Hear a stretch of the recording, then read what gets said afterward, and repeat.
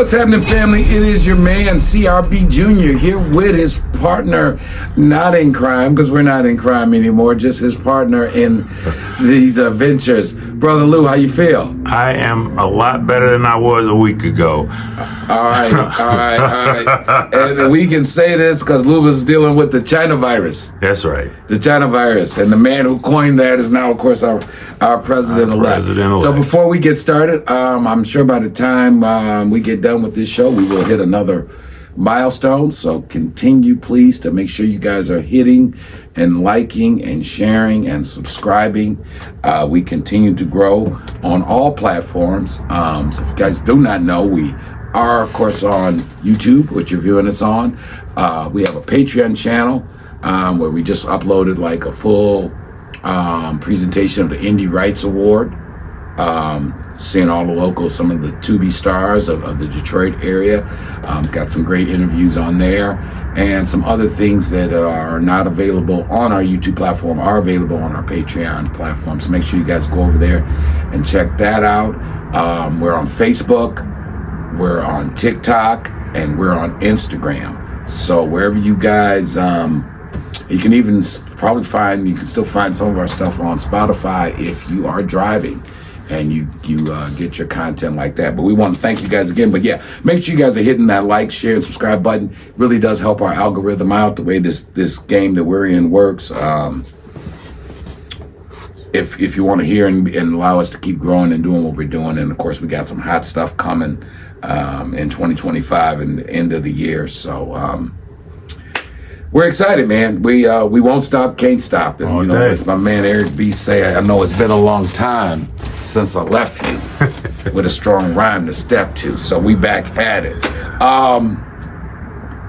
Obviously, since the last time we spoke, we had a big election here in the United States of America, and I'm not going to get all political about it, but I do want to tie in some of the things that I've observed in this journey and what just happened with the election, and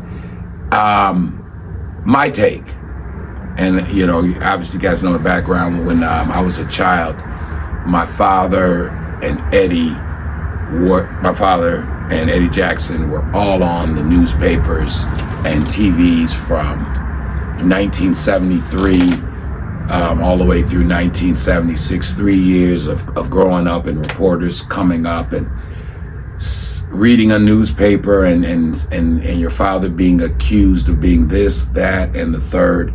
And I remember how it really bonded our family and our core group of friends, because it's easy when you're on top. You know, before it hit the media, we had money and everybody kind of knew, oh, he do, Mr. Brown and Mr. Jackson, they do what they do.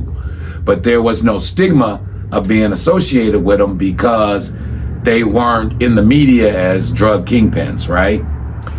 But when you're on the front page of the newspapers and the TV cameras are all at your house and they're running articles talking about drug dealers live in lap of luxury, you're going to find out who your friends are.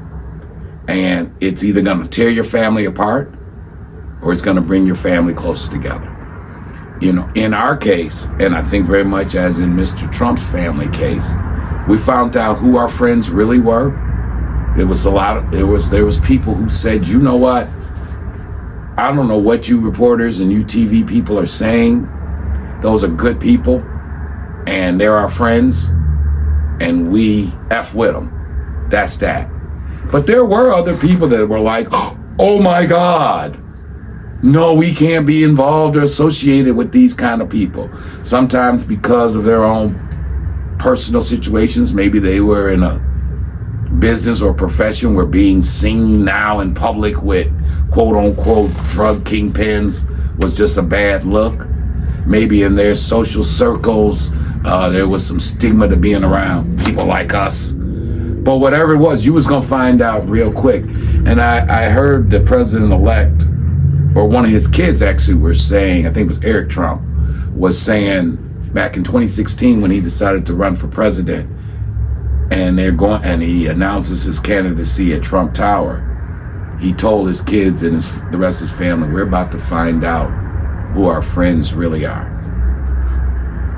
These things in life, and I guess though the point I want to really make is, I mean, whether you agree with the man's politics or not, the Trumps are an example of what a family can endure when it's united, and what you can accomplish when you're united, right?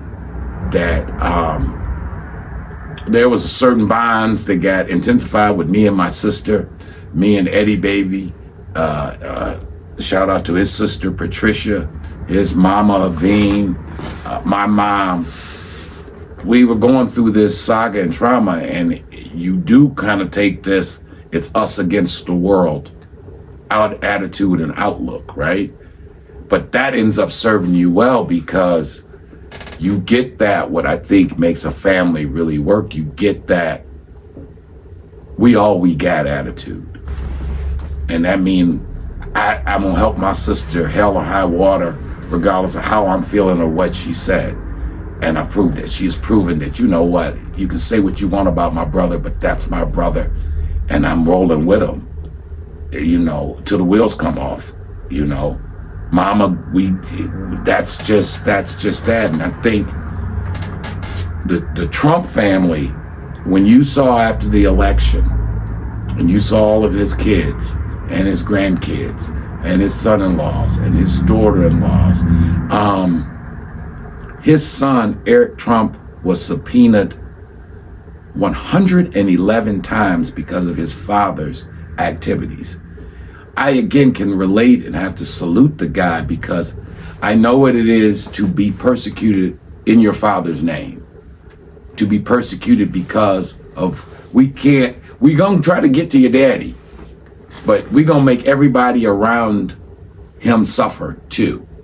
You know, when my sister got her first job out of law school, she was a prosecutor out in Macomb County. The feds was mad at us at that time. There, of course, we've been in constant quarreling with the federal government for a long time back in the day. So the feds don't call her in. She's a lawyer. She's a prosecutor. You can get a hold of her. You don't have to come out to the prosecutor's office and put her on Front Street. But of course they did. On that same check cashing situation, they come to my store in New York. They subpoena me.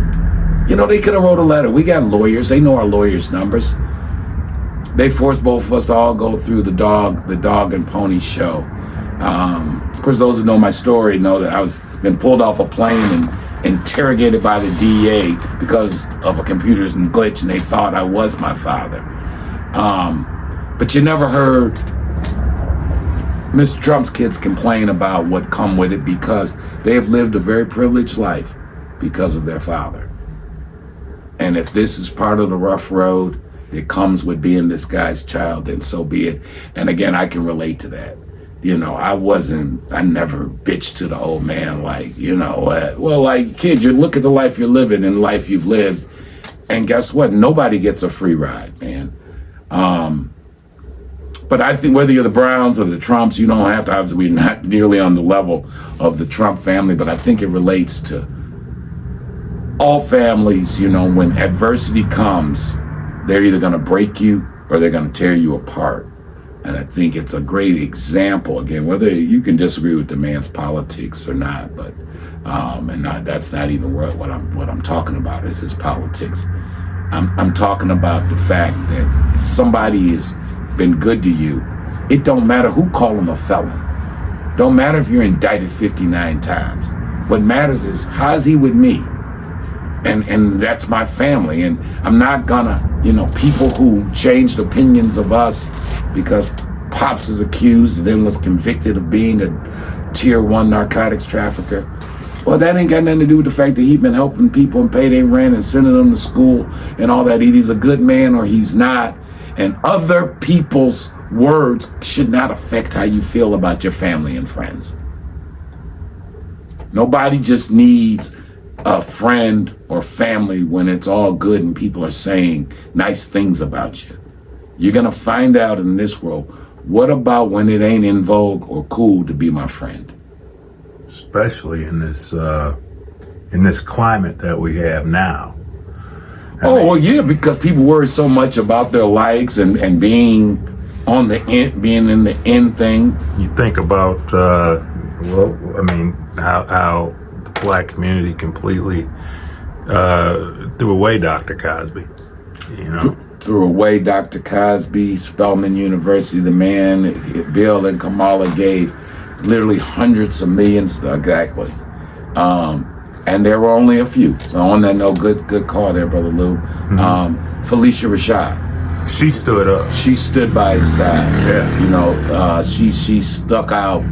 She really stuck out more than most when everybody else ran for the hills. Yeah. There were a couple other. What was the kid that played his son? Jamal. Malcolm Jamal. Jamal. He stood up. He didn't quite stand like. But he didn't fall down. And what he damn straight didn't do was pile on.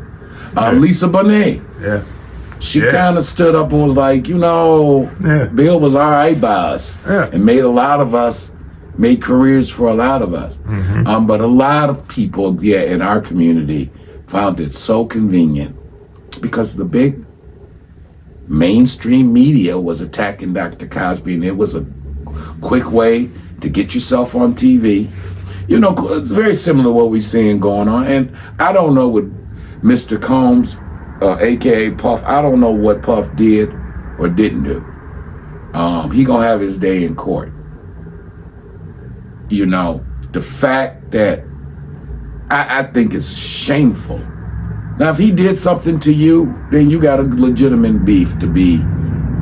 But this bloodlust to just, you can't tell me, because he just got a key to the city last year. Right? LeBron, and I ain't taking no shots at King James. I admire him as a basketball player.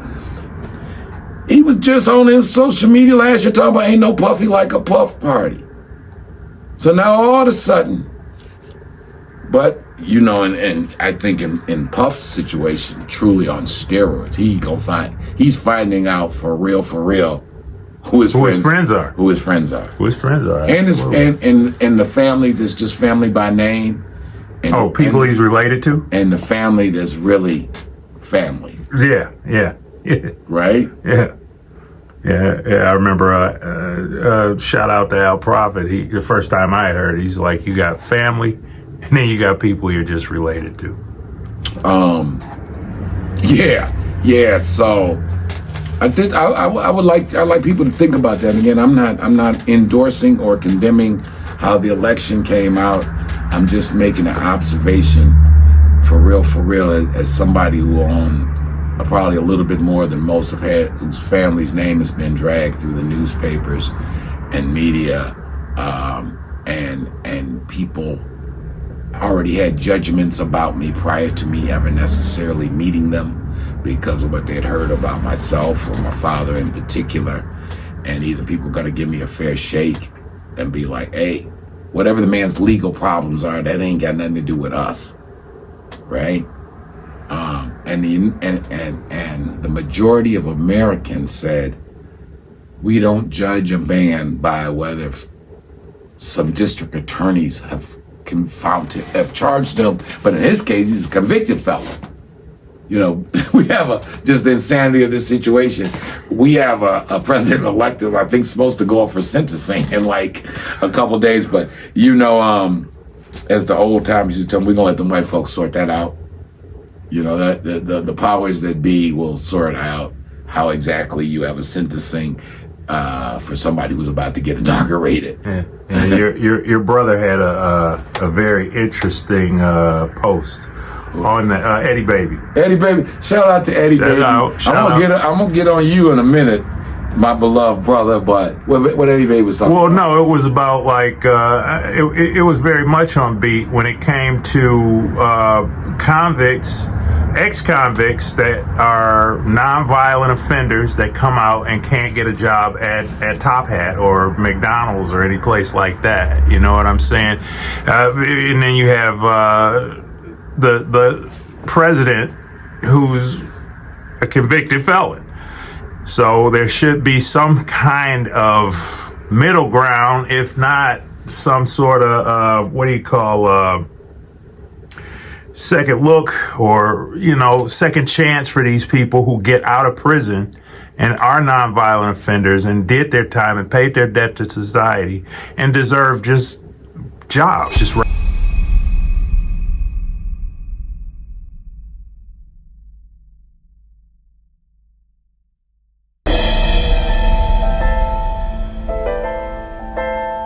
from the makers of Motown Mafia, beyond the headlines, beyond the crime, beyond the glamours and gold.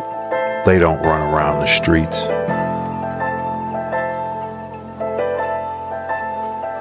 They run the streets. Beyond Street Dreams. Documentary coming soon to Amazon Prime, Tubi, and Pluto TV. Your cancer, you suck. You try to break us down, but you only strengthen our resolve. You bring pain and hardship, yet we respond with courage and unity.